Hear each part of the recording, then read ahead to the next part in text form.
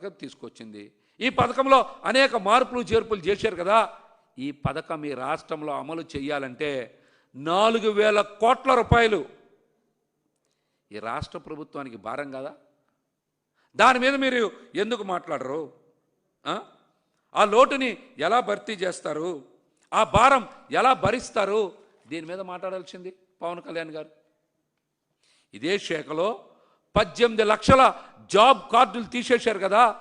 దీనివల్ల ఎంతమందికి పని పోయింది, నోటి దగ్గర అన్నం పోయింది, ఎన్ని అవస్థలు పడతారో మీకు తెలుస్తుందా?